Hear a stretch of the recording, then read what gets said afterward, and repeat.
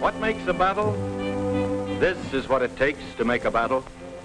These are American supplies out of the factories, foundries, mines, harvested from the soil, pouring in from all sections, all states, from the east, from the south, from the Midwest and the west. Supplies, equipment, weapons, made with one purpose and one purpose only. These are the factors of war, the backbone of battle. Take them away, destroy them, diminish them in number or quality, fail to replace them in time, and first the soldier and then the nation faces defeat, destruction, and death. Without them, no battle is possible. You, the millions of workers, men and women, young and old, high school kids and grandmothers, Democrats and Republicans, Protestants, Catholics and Jews, white and colored, you who make them, know their purpose. Give them to our fighting men and you give them the overwhelming power of the world's greatest industrial democracy. The power we are now using to rid the world of the Nazis. The power that will break the empire that produced the Jap executioners and murderers. Here we are combat loading our transport.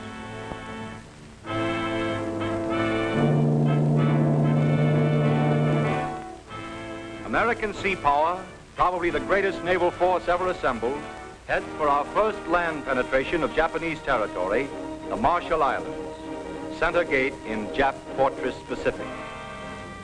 Timed with new blows at northern Paramashiru and southern Rabaul, the invasion of the 32 Marshall Atolls stands as a masterpiece of amphibious strategy. For 75 days, our land and sea-based bombers blasted the outer islands. This was the first battle mission for many of these aircraft carriers, but our later tactics depended on their softening blows. This was the first round in a finished fight.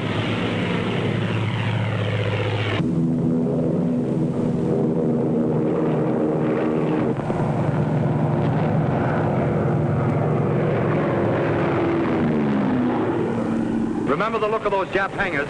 You'll see them again later.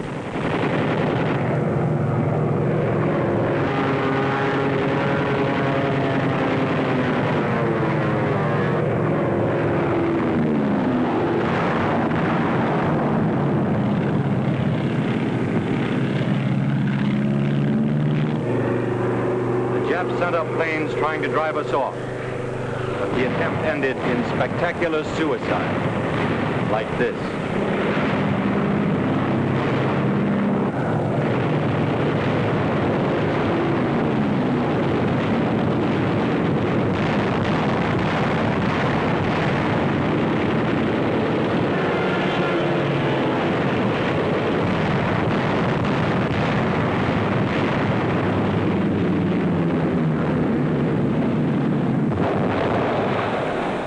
This bombardment led the Japs to expect our attack on the fringe of the Marshalls.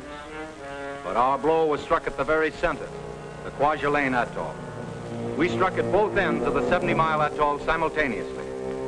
While the 7th Infantry headed for the main island of Kwajalein in the south, here in the north, the 4th Marines prepared to invade Roy and Namur.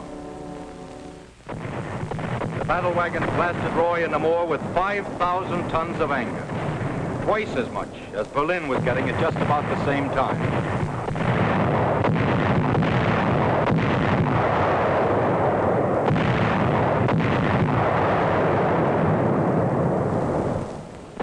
The men climb down to the assault craft and wait for the signal for H-hour.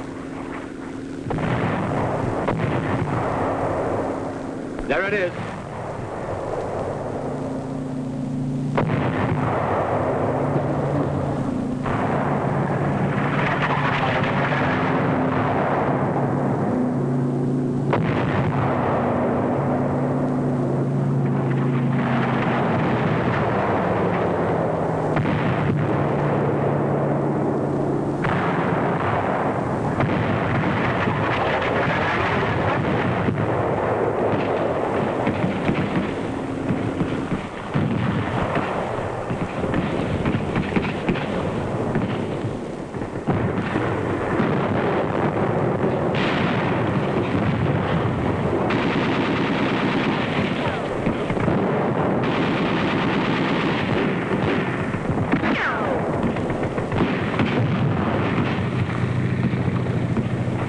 communication post, coordinating the battles on land, sea, and air.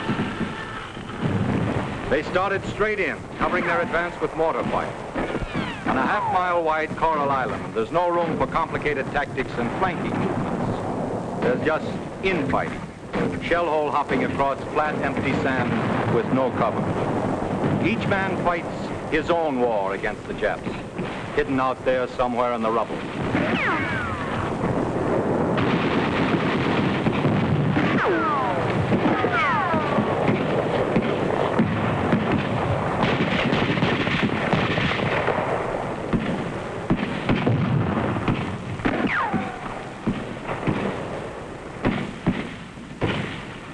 From the start, the jig was obviously up for the Japs on Roy.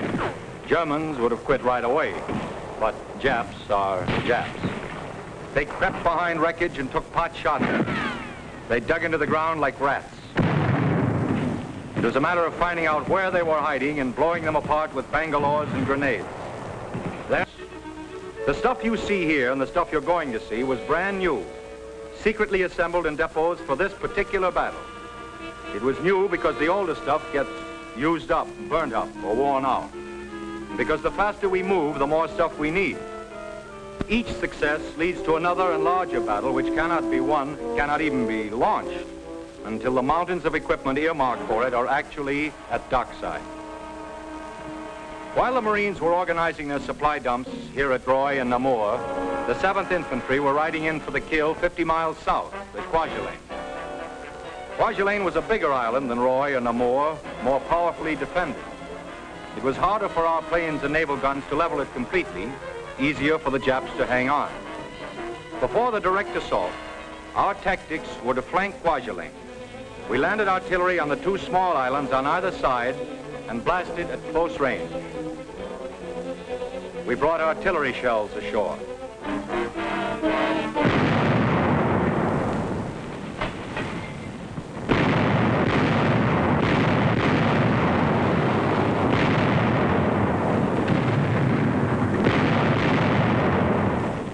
It took only a few moments of firing to empty these shell cases. In 60 seconds after the barrage was lifted, the infantry hit the beach at Kwajalein.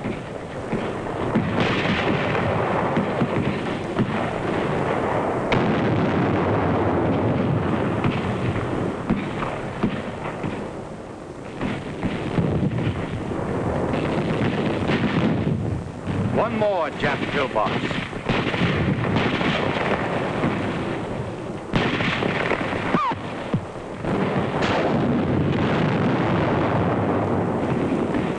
Sometimes they'd go crazy, try making a break for nowhere, like that.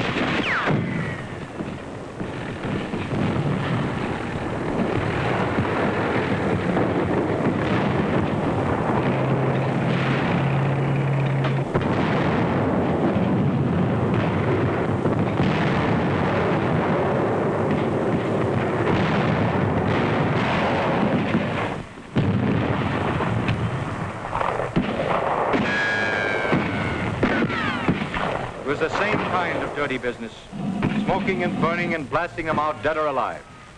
Only it was tougher.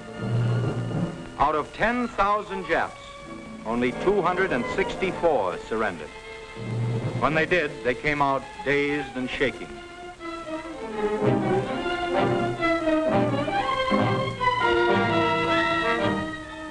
This Jap made signs indicating that there were 10 other Imperial Marines still living in that pillbox. You can't blame them much for not believing what the loudspeaker was telling them, that we treat them fairly under the rules of the Geneva Convention. The guy was nuts enough to believe that Japan was going to dictate peace in the White House. You'd hardly expect him to believe the truth when he heard it, or even when he saw it, as we fixed up the wounded. These sullen human beings were in terror that they'd receive the same fate they had given our boys at Bataan. Instead, we gave them cigarettes, food, and water. Soft, huh? The record shows who's soft. We just happen to be civilized. That's the difference. We told you to remember those hangars. This is what it took to make a battle. Burned, twisted, broken equipment. Stuff made for battle and destroyed in battle. You've got to be able to lose it. Lose it all. Make it all again. Keep on making it, no matter what. For that last battle. That final battle. Jap pillboxes, 5 feet of concrete. It took 16 inches of American firepower to let the air in. Anti-aircraft guns, gun mounts, shore guns. Radio tower that flashed a last message to Tokyo that came too late. And this also is what it took to make a battle.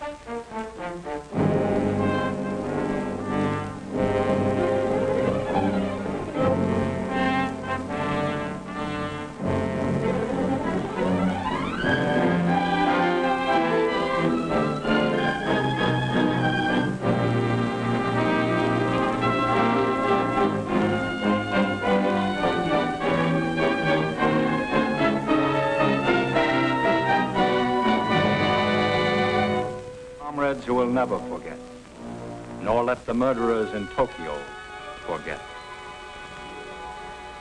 Yes, there'll be more battles, harder and fiercer battles, until all these honored dead are avenged with a terrible justice. And from home, from the millions who make the stuff of battles, must come the power for this justice.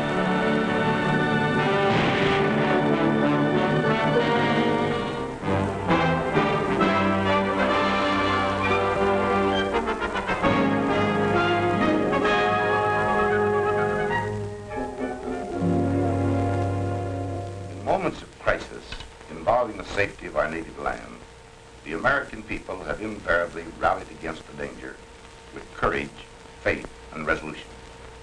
For the past 2 years, we have been in one of these moments of crisis, perhaps the greatest in our history.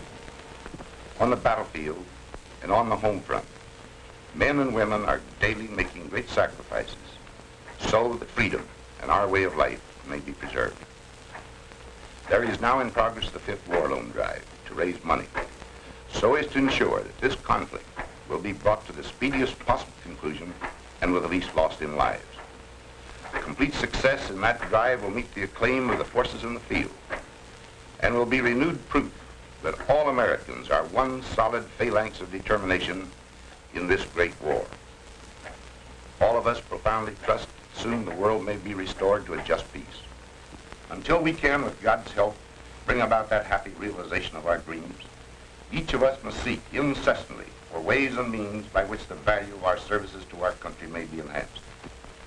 Right now, we can do so by buying bonds. Let's make this particular victory a quick and decisive one.